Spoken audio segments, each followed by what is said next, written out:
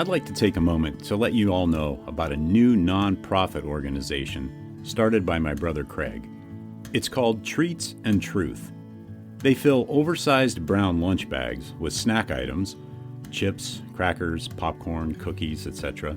Also, a bottle of water, toothbrush, toothpaste, sanitary wipes, and most importantly, a small gospel-tract book of John. No cigar?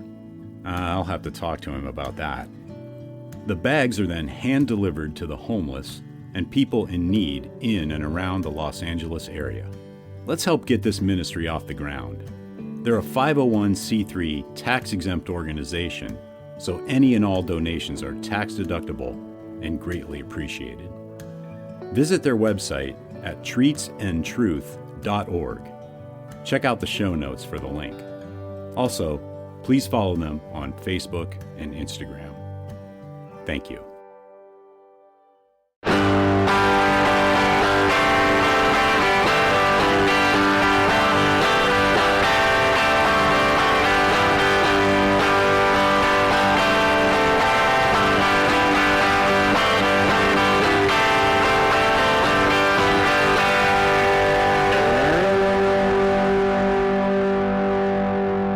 Welcome to episode 92 of the Burning Bush podcast, where we share the message of the Bible while enjoying a good cigar. Hope you're doing well, and I'm glad you've joined me today. And this week, we continue reading through Dr. Justin Bass's book, The Bedrock of Christianity, the unalterable facts of Jesus' death and resurrection. And I am smoking the all-new Drew Estate Blackened M81 Maduro in the Corona Doble 7x50 Vitola.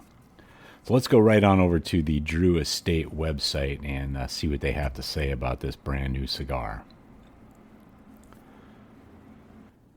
Blackened Cigars M81 by Drew Estate is a passion project that brings together three immensely talented and vastly experienced cigar enthusiasts: Jonathan Drew, founder and president of Drew Estate; James Hetfield, Metallica co-founder, singer, and guitarist; and Rob Dietrich, the master distiller and blender of Blackened American whiskey.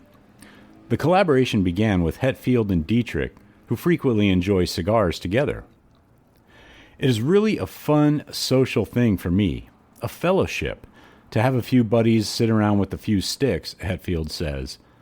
My buddy Rob Dietrich, Blackened's master distiller, and I frequently enjoy cigars together, and he introduced me to Jonathan Drew from Drew Estate.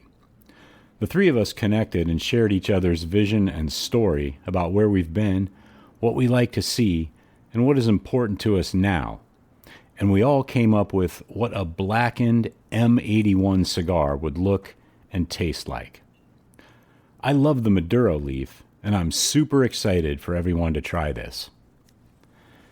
Having been friends for well over a decade, Dietrich and Drew always wanted to combine their talents to collaborate on something special, and this seemed to be the perfect opportunity.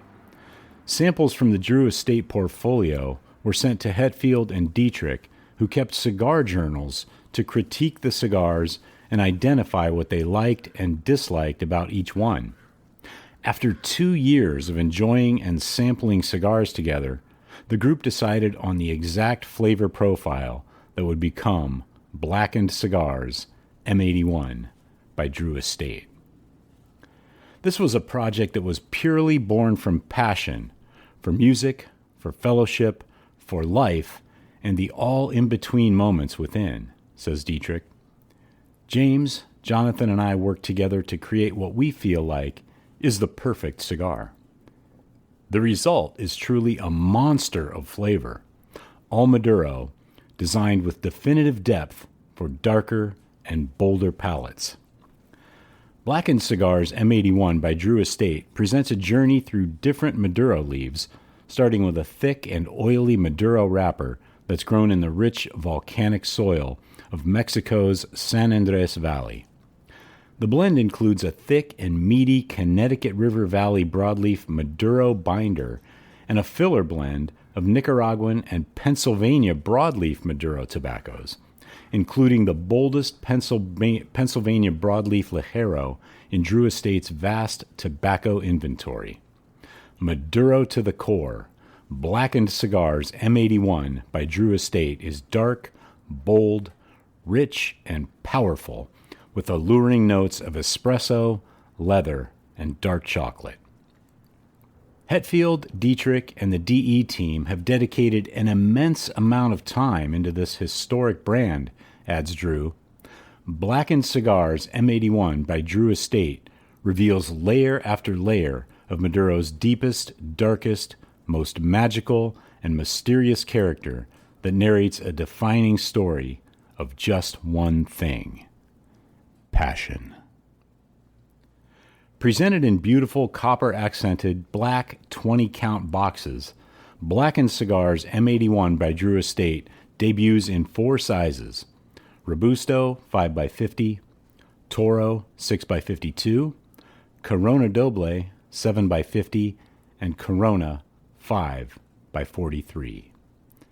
That is the Blackened M81 by Drew Estate.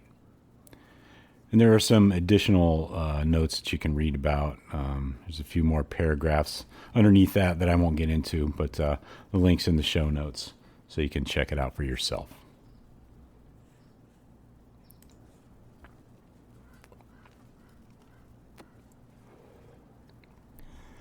So let's get back into this week's reading of Dr. Justin Bass's book, The Bedrock of Christianity. And this week I'll be reading 2 sections today, since the first section is really short and is continued in the next one. So the first one is entitled, Horatio, as a Stranger, Give It Welcome. I chose as the epigraph to this book Hamlet's famous words to his friend Horatio. There are more things in heaven and earth, Horatio, than are dreamt of in your philosophy. Every time I read this quote from Shakespeare's Hamlet, I am deeply moved. I love it because Hamlet is telling his Wittenberg-educated, skeptical friend Horatio, expect the unexpected. Welcome the strange and extraordinary.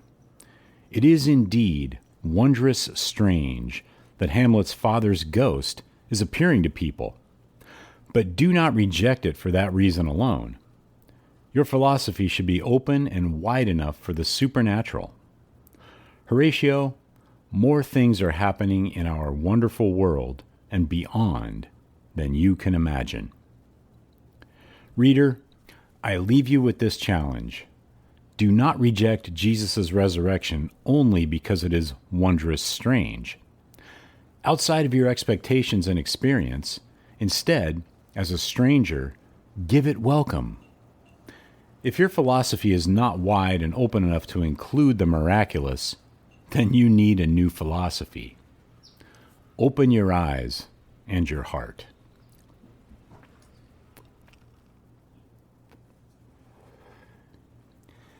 And section 2 for today is Divine Intervention. A modern-day example of this Hamlet and Horatio discussion of the supernatural is found in the film Pulp Fiction.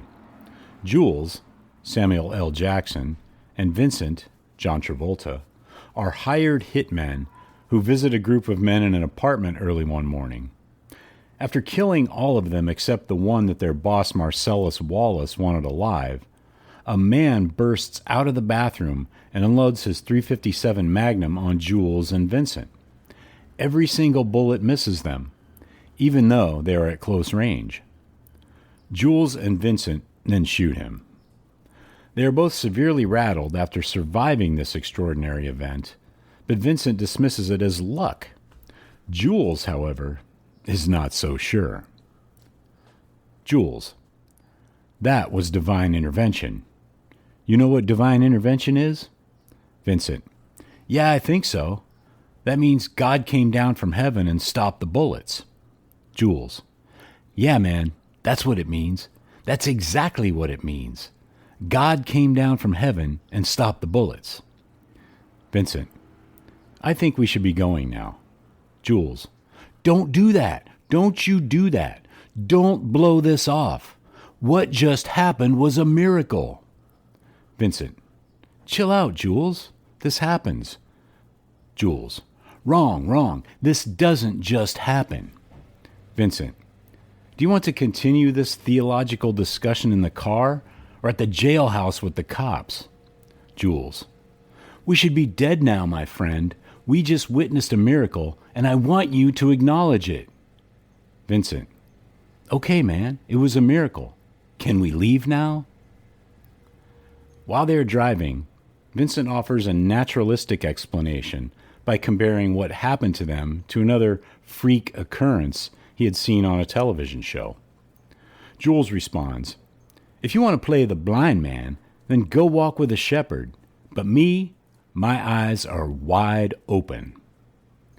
As a result of Jules' decision to retire from being a hitman, he survives an event later in the film, but the skeptic Vincent is killed. Jules' eyes are wide open. So are Hamlet's. I would argue so are Mary's and Peter's, the 12's, James, and Paul's.